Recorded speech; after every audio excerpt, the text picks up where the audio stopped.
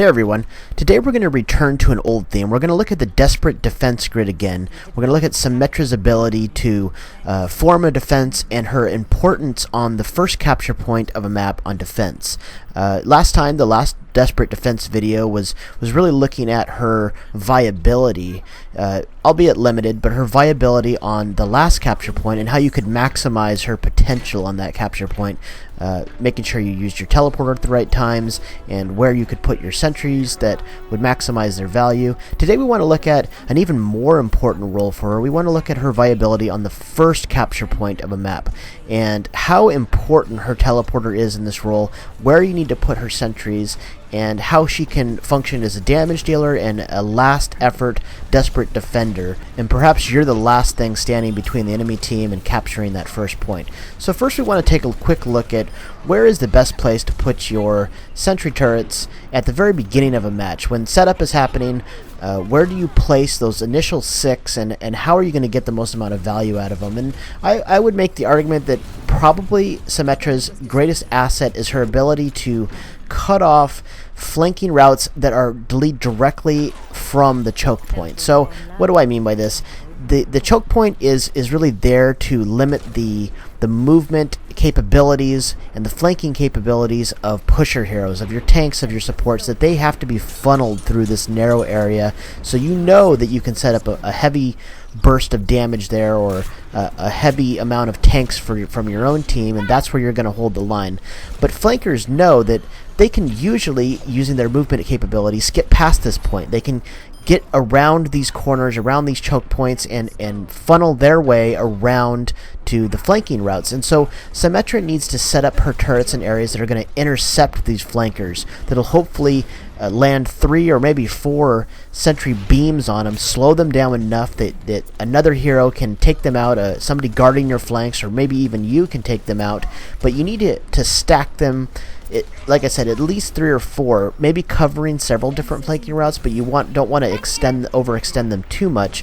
You want to limit them to a targeted area where you know that their flankers are going to try to get around your main choke point defense. Another pivotal role for Symmetra here at this first choke point is being the anti-Reinhardt. That her alternate fire, her charging up of that orb of energy, is capable of going straight through his shields and delivering a heavy amount of damage to him and anybody around him or anybody behind him. So she needs to keep charging that beam, aiming directly for the center of Reinhardt's shield, because it's going to pass right through and it's going to start dealing him damage. He's either going to have to back up or reposition himself, and it throws off their initial push, especially if she can get that beam through and do some damage to the healer behind.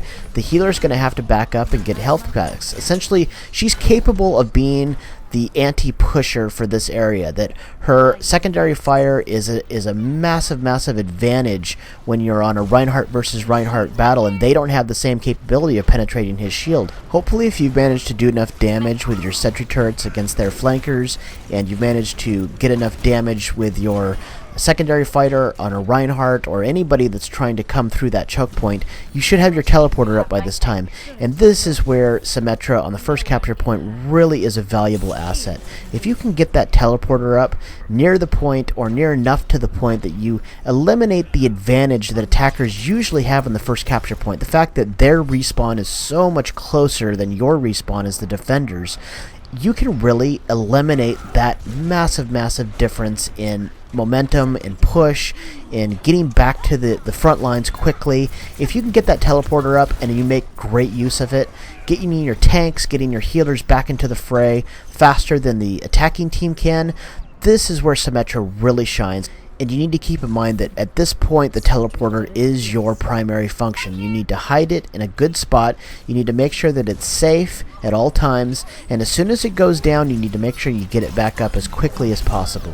How can you do this? Well, she actually is capable of causing a little bit of a chaotic moment on the capture point. If she can get 1 or 2 sentries in difficult spread out spots where the enemy team, it chips away at them, doesn't do a ton of damage, but chips away at them, is more of an annoyance. Not only does that increase your charge on your ultimate and getting your teleporter back faster, but if you can run in there and take out a vulnerable healer or a tank that's not capable of out-damaging your beam once you've charged it up, the primary fire of your weapon, she can actually do a surprising amount of damage because nobody expects the damage that comes from Symmetra. She's a low-priority target generally, and because of this, she can get in there, deal some extra damage, and get that teleporter charge back up very quickly. Ultimately, I'd argue that Symmetra's greatest strength is her ability to lull the enemy to sleep, that none of her abilities are really flashy or capable of doing just that burst game-changing ability, that she doesn't have anything like that, but by combining the utility of all her abilities, she's actually a very powerful character and is capable of turning the tide of battle. She's actually able to come across as a hero that saves the day in the end. Good luck out there, guys, and I'll see you in game.